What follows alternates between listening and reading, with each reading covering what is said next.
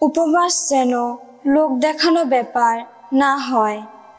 মথি 6 অধ্যায় 16 থেকে 18 পদ। তোমরা যখন উপোস করো তখন ভণ্ডদের মতো বিষণ্ণ ভাব দেখিও না।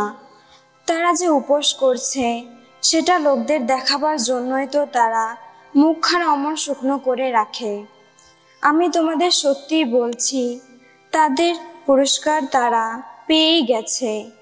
যখন তুমি উপোস করো তুমি বরং তখন মাথায় তেল মেখো, মুখখানা ধুইও, যাতে তুমি যে উপোস করছো মানুষ যেন তা জানতে না পারে। যেন জানতে পারেন শুধু তোমার পিতা, সেই গোপনেই থাকেন যিনি। তাহলে তোমার পিতা যিনি গোপন সব কিছু দেখতে পান তিনি তোমাকে পুরস্কৃতই করবেন।